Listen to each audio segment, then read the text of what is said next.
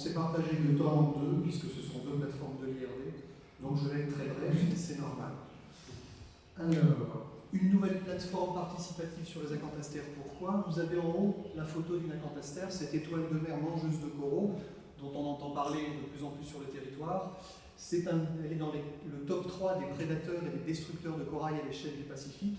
Et ces dernières années, on assiste à des épisodes d'infestation massive sur les récifs, à l'échelle de tous les récifs, la plupart des petits pays du Pacifique, qui donnent chez nous ce genre de choses, donc des photos très récentes, Prony et Eredica cette année, ces infestations sont en cours, 8 mai l'année dernière, où on assiste à l'arrivée de centaines, de milliers, de dizaines de milliers d'acantastères sur les récifs, qui ont un impact extrêmement significatif, puisqu'elles mangent le corail, et derrière elles, on ne sait pas encore si le corail repousse.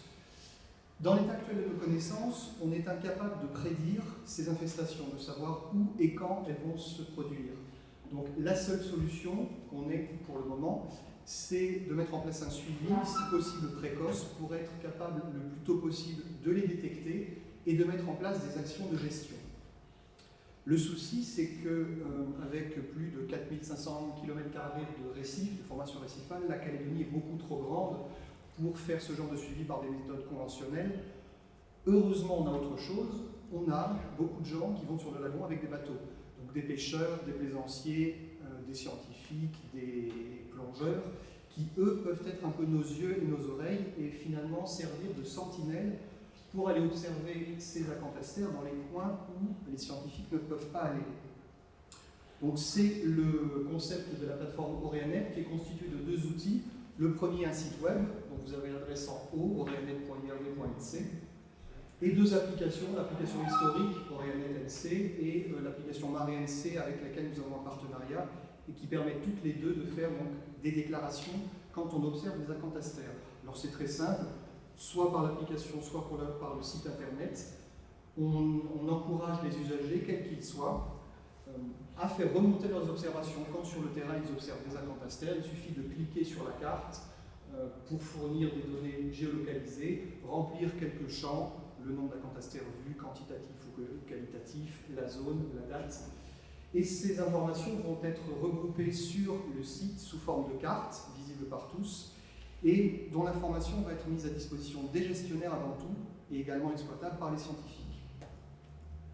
Donc voilà la situation en 2014, lorsqu'on a lancé le projet, avec chacune de ces petites étoiles correspondant à une information, un rapport transmis par un usager, donc centré essentiellement là où le plus de gens répondaient au début, donc le sud, la zone de Nouméa. Et 4 ans après, où en sommes-nous? On en est là, donc ça s'est très fortement multiplié. Vous voyez que la couverture spatiale est très hétérogène. Et en fait, on est passé en 2014 de quelques centaines d'acantastères à plus de 20 000 recensés 4 ans après, et de 5 infestations scientifiquement validées à près d'une trentaine actuellement, ce qui pose un certain nombre de problèmes d'ailleurs d'ordre environnementaux. L'évolution du réseau, je vous ai mis aussi Vanuatu parce qu'en fait ce projet est en cours sur 3 pays, Calédonie, Vanuatu et Fidji plus récemment. Donc vous voyez que depuis 4 ans, on a une mobilisation des usagers très nettement en augmentation. On est à l'heure actuelle à près de 650 rapports sur le réseau, dont 450 rien que pour la Nouvelle-Calédonie. Donc ces chiffres ne cessent d'augmenter. Et en fait, à l'heure actuelle, en 2018, près de 2 observations sur 3 sont transmises par des non-professionnels, donc des non-scientifiques, des pêcheurs, des plongeurs, des plaisanciers sur le lagon. Et à l'heure actuelle, un petit peu moins d'une observation sur 3 est préoccupante parce qu'elle correspond à des très fortes agrégations qui sont observées, plus de 100 acantastères dans une zone par exemple, et qui typiquement sont des foyers d'infestation où là on peut avoir une véritable infestation qu'il faut valider derrière, donc qui peut poser des problèmes de gestion.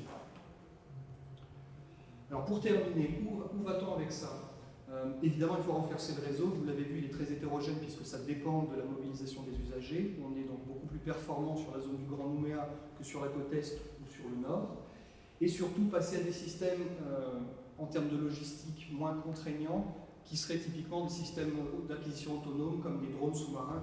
Vous avez peut-être vu passer dans les médias nos voisins australiens qui ont les mêmes problématiques, ont fait un partenariat avec la fondation Google pour développer, ils sont en train de finir le développement d'un drone sous-marin autonome qui est capable par des techniques d'analyse d'image et de deep learning de reconnaître automatiquement en cours d'opération les acantastères, voire même d'intervenir par des systèmes d'injection. Donc voilà où nous en sommes, 5 minutes pile. Je laisse mes collaborateurs se parler des techniques. On change des chaînes, on reste sur la plateforme.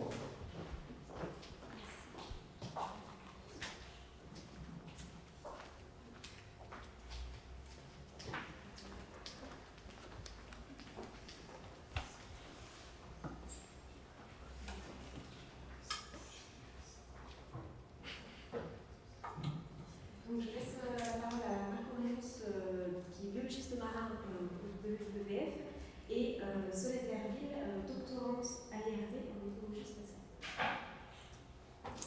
Merci. Voilà, donc Marc et moi aujourd'hui allons vous présenter les nouvelles plateformes numériques et mobiles de sciences participatives pour l'étude des mammifères marins en Nouvelle-Calédonie. Donc on va faire un petit état des lieux, une présentation des initiatives en cours qui constituent un travail collaboratif entre le WWF, l'IRD et l'association Opération Cétacés. D'abord, ce qu'il faut savoir, c'est que quand même la science participative pour les cétacés en Nouvelle-Calédonie, ce n'est pas complètement une nouveauté. Depuis les années 90, l'association Opération Cétacés répertorie les observations du grand public et des professionnels de la mer. Alors, bien que nos chiffres ne puissent absolument pas entrer en concurrence avec PlanetNet, j'allais être très fière d'annoncer qu'on avait plus de 1600 observations à ce jour, avec une méthode qui paraît très traditionnelle, de simples fiches papier qui étaient distribuées dans les marinas, les sites touristiques.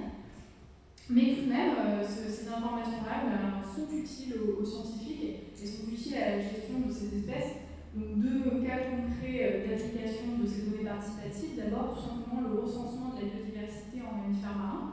Donc, il faut savoir que dans le guide d'identification de Nouvelle-Calédonie, il y a une partie des informations qui ont été directement acquises par des signalements du grand public. Et puis, plus récemment, une application là, un peu plus approfondie, je dirais, de modélisation des habitats des baleines à bosse à partir de la géolocalisation de ces observations du grand public. Donc, une extrapolation des habitats favorables aux baleines à bosse à l'échelle du parc naturel de la mer de Corallon. Mais donc, même si ces outils font leurs preuves, concrètement en Nouvelle-Calédonie, on voit que pour certaines espèces, on n'a pas encore suffisamment d'observations, les observations sont trop parsemées pour pouvoir tirer des conclusions robustes. Et c'est là qu'intervient donc l'idée d'avoir un outil plus ludique, plus pratique et qui permettrait d'avoir davantage de participants et de monter de façon générale l'intérêt pour le projet. C'est là que je passe la main à Marc qui va vous parler de cet outil. Donc effectivement, c'est à ce niveau-là que ces nouvelles technologies numériques deviennent intéressantes pour des cas d'études comme les mammifères marins qui sont particulièrement difficiles à étudier. En tout cas, la collecte d'informations et de données assez compliquée.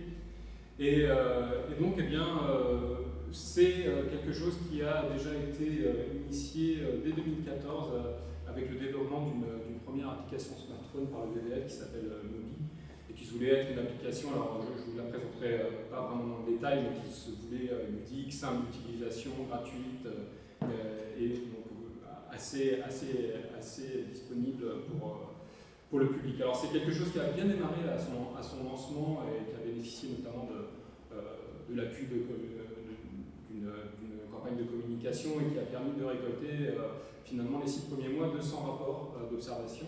Ça peut paraître très peu pour les mammifères marins, c'est en fait assez important puisque pour une journée de travail on peut ne rencontrer qu'un seul groupe de mammifères marins, même quand on est scientifique dédié spécifiquement à ce genre de choses. Donc le lancement était assez prometteur, mais malheureusement l'effort s'est assez vite essoufflé par manque de moyens. Donc on a pu noter que très clairement pour ce type d'initiative, il y avait besoin de dynamiser, d'animer les réseaux et de faire en sorte que tout ça reste vivant et prenne vraiment un essor. Donc en 2016, c'est à ce moment-là que l'IRD, pour répondre notamment à un besoin un peu particulier qui était, pour ne pas nommer la thèse de Solène et le besoin de données en baleine à bosse, a développé une fiche numérique qu'elle a mis en ligne sur le site de l'IRD et qui a permis de récolter des données spécifiques assez proches finalement des données que Mobi pouvait permettre de collecter. Donc des passerelles assez évidentes entre ces deux outils. En 2017, on a décidé de relancer le projet de Mobi avec une approche approche plus partenariale, en relançant une nouvelle appli qui a été développée avec un acteur local qui est La Fabrique, dans l'idée de pérenniser vraiment l'initiative, mais aussi de la développer et d'aller un petit peu plus loin dans le projet. Donc c'est à partir de là qu'il nous a semblé pertinent d'envisager des partenariats avec l'IRD, avec Opération Cétacé, dont le but est bien à la fois de consolider l'existant, vraiment d'homogénéiser les outils et de fait capitaliser sur les expertises, les ressources de chacun. L'idée étant bien de bien profiter ou surfer sur les réseaux de chaque personne et de recruter plus facilement de nouveaux observateurs susceptibles de contribuer à cette dynamique-là. Alors il y a, avec ce type de projet c'est ça qui est assez passionnant, des perspectives d'évolution vraiment très intéressantes. Shankar a parlé tout à l'heure de learning, Pascal également. C'est déjà des choses qui peuvent être envisagées sur des applications pour les mammifères marins également. Il y a d'ores et déjà, en tout cas, des algorithmes qui peuvent permettre de reconnaître les images et de classer les choses. C'est notamment le cas avec des photos de queue de baleine à bosse, qui, vous savez peut-être, sont une espèce de carte d'identité de ces espèces-là, qui peuvent être assez fastidieuses à analyser, mais maintenant les outils existent pour aller un peu plus loin sur ce genre d'outils. Alors, il y a déjà, il faut savoir, des contributions de certains opérateurs touristiques, par exemple, à ce type de données de queue de baleine, que les scientifiques, comme Opération Cétacé l'IRD, peuvent analyser, intégrer dans leur base de données, mais c'est à ce jour encore quelque chose d'assez fastidieux. Donc l'idée, c'est de pouvoir faire évoluer ce type d'outils avec de nouvelles fonctionnalités, comme la reconnaissance d'image, qui permettra d'incrémenter plus rapidement et plus facilement ce type d'information, et donc de booster ces bases de données et de contribuer plus facilement au travail des scientifiques. Avec en plus l'avantage à travers ce type d'outils, l'avantage de permettre de mieux intégrer, d'impliquer l'observateur, le contributeur à l'initiative, puisqu'on est susceptible, on est capable finalement de leur donner en temps réel presque des informations sur ce que la personne vient d'observer. Est-ce que c'est une baleine qu'on connaissait déjà, qui a été observée dans le nord, dans le sud, qui a été observée à Fidji, je ne sais où. Donc ça remplit vraiment un double rôle qui est d'apporter de la donnée supplémentaire et en plus de contribuer à la sensibilisation à ce type de problématique de biodiversité. Alors il y a également de très forts potentiels au niveau du déploiement régional et thématique. Ces outils sont souvent facilement adaptables à d'autres régions, même à d'autres sujets. Donc c'est en tout cas une ambition que d'essayer de déployer à plus large échelle ce type d'outils, mais aussi de permettre de contribuer à d'autres initiatives ou à d'autres projets de recherche ou associatifs dans d'autres régions en mettant à disposition d'outils, en intégrant d'autres partenaires au projet ou en facilitant la création de leur propre initiative si besoin par la mise à disposition de code ou de choses comme ça qui sont déjà existantes. Donc essayer vraiment de capitaliser sur l'existant pour en tirer le meilleur. Et puis du coup je profite de ce temps de parole aussi pour dire que du fait de l'engouement réel qui existe de plus en plus par rapport à ce type d'initiative, Shankar a parlé de PlantNet, Pascal d'Oreanet, il y a beaucoup de nouvelles initiatives qui viennent. On peut se dire qu'il serait peut-être intéressant de réfléchir tous ensemble aussi à l'idée d'une plateforme qui réunirait toutes ces initiatives, qui permettrait aussi peut-être de soutenir les nouvelles initiatives, faire en sorte que les gens qui sont intéressés par ce type de projet aient une vision un peu plus globale de ce qui existe, de ce qu'ils peuvent faire, de quel projet existe et auquel ils pourraient participer pour faire en sorte que tout ça fonctionne mieux et qu'encore une fois on capitalise sur les réseaux de chacun pour avoir de plus en plus d'observateurs qui vont participer à ce type de sciences citoyennes. Voilà, je crois que c'est tout. Je vous remercie. Et je crois que c'était la fin de la session. Merci.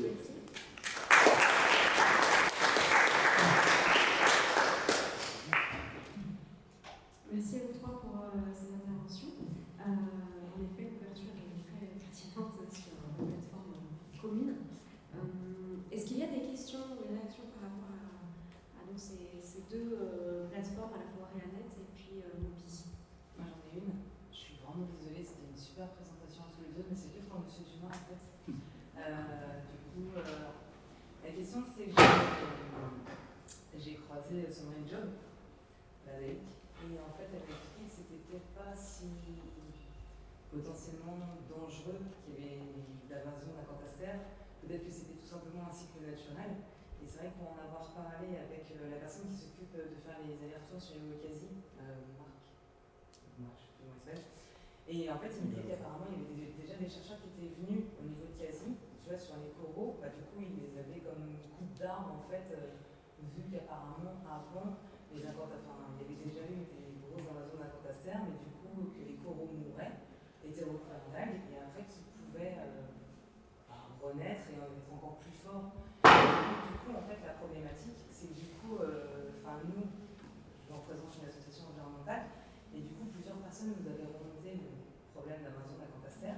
J'avais partagé sur notre page internet, et là, nous, franchement, le site est juste génial, super simple d'utilisation, franchement, c'est vraiment top. Mais en fait, la problématique, c'est que les Calédoniens, ils se croient tout fou sur le lagon, et j'ai entendu, sur une expat, des gens qui, avec leurs propres seringues, allaient tuer des Acantasters dans tous les sens. Et j'arrête pas de leur dire qu'il ne faut pas le faire, parce que de toute façon, c'est réservé, je pense, aux scientifiques de faire ce genre de choses. Et j'ai même une collègue qui a vu à la baie des Citrons des gens qui ont enlevé des étoiles de mer, pas des Acantasters, des étoiles de mer, pensant que c'était des Acantasters, et les sortir de l'eau. Et en fait, je me dis, mais après, c'est juste génial, parce que vous faites énormément de pubs, mais est-ce que ça ne vaudrait pas le coup de faire plus de pubs sur le journal télévisé ou dans les radios ou dans plus de médias pour que le grand public soit encore plus au courant? Parce que là, j'ai l'impression que ça. Il y a plein de personnes aussi qui chopent des Acantasters à pleine main, ils ont vite compris un problème, voilà. Mais du coup, quand l'Acantaster est coupé, ça peut se reproduire, enfin, bref, un carnage. Et je pense que malheureusement, on est en train de partir sur un carnage, malgré le fait qu'il y aurait un net, qui est encore une fois un outil super bien fait. Mais je pense que les Calédoniens, potentiellement, veulent bien faire. Mais voilà, c'était juste. Je ne sais pas quoi vous répondre parce qu'en fait, il y a beaucoup de choses dedans, je suis entièrement d'accord. On essaye de faire de plus en plus de communication pour éviter les dérives, notamment du fait dans la régulation actuelle, effectivement, on ne peut pas intervenir comme ça. Et on est en train de travailler avec la province, on va pouvoir ouvrir des campagnes participatives, mais pour le moment, c'est différent. La question quand même importante, c'est cette notion de est-ce qu'il faut ou pas intervenir. Les Australiens avaient cette démarche il y a une trentaine d'années en arrière. On s'est aperçu, pour faire très court, que le temps de régénération d'un récif après une infestation sévère, c'est minimum 30 ans. Et ça, c'était il y a une quarantaine d'années, à l'époque où il n'y avait pas le réchauffement, pas l'acidification, pas toutes les autres menaces. Donc là, on pense très clairement que certaines zones ne se régénéreront pas du tout. Certaines, peut-être le pourront, ça dépend. Est-ce qu'on est dans une zone où on a des sources de larves? Est-ce que les conditions seront favorables ou pas? Mais très clairement, la capacité des récifs à résister à ce type de perturbation ne cesse de s'éroder au fil des années. Et vraiment, actuellement, donc, des statistiques sont sorties, la Grande Barrière a perdu un quart de sa couverture du fait des seuls acantasters en 25 ans. Donc ce sont des dégâts qui sont considérables. Après, on peut se dire que c'est à l'échelle humaine et que peut-être d'ici quelques centaines de milliers d'années, éventuellement, à la prochaine ère glaciaire, ça reviendra. C'est possible. Donc tout ça, ce sont des choses qu'il faut prendre en compte. Ce qui est clair, c'est qu'on ne peut plus dire, parce qu'on a des suivis, nous, maintenant scientifiques ici, on ne peut plus dire c'est quelque chose qui est peu impactant, et on sait que la dynamique est très rapide et très significative. Est-ce qu'il faut intervenir? Maintenant, c'est de la responsabilité des gestionnaires. Pour l'aspect communication, je suis tout à fait d'accord, on a mis des vidéos justement par les réseaux sociaux pour expliquer les bonnes pratiques, ce qu'il faut faire ou pas, mais je vois, comme vous, sur les réseaux, des choses totalement aberrantes. J'espère qu'à force de continuer à communiquer ce qu'on fait et le fait de pouvoir, à partir de novembre, normalement, lancer officiellement ces premières campagnes encadrées, va diminuer un peu la pression et rétablir les choses. Mais comme le disait Marc, le grand souci, c'est l'animation des réseaux. Et clairement, à l'IRD, on ne sait pas faire, ce n'est pas notre métier. Donc là, le relais auprès du public, l'animation des réseaux, c'est quelque chose sur lequel il faut qu'on s'améliore, parce que là, on a vraiment, c'est une question de communication. Voilà, j'espère que j'ai réussi en gros à... Oui, c'est vrai que j'ai posé 43 questions en ligne, je suis désolée, mais merci. Pas de souci. Mais non, c'est sûr, c'est super intéressant et c'est vrai que ça. Ouais. Mais autant, justement, j'avais envoyé à Pierre Garrigue une vidéo aussi, apparemment, le t-shirt qui fait Tahiti Montréal, justement, demande à chacun qui est sur le bateau de prendre des photos de baleines. Donc c'est comme ça qu'il. Enrichissent leur base de données, donc oui, évidemment, il faut absolument que tous les Calédoniens enrichissent et aident l'opération cétacée ou le BPF pour tout ça, mais ouais, c'est génial.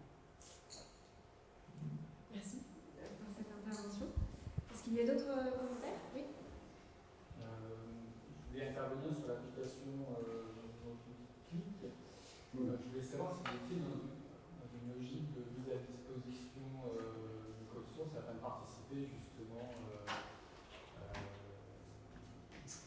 pour aider tout simplement dans la partie développement, en tout cas, mettre à disposition le code source pour faire évoluer l'application, justement faire participer différentes personnes.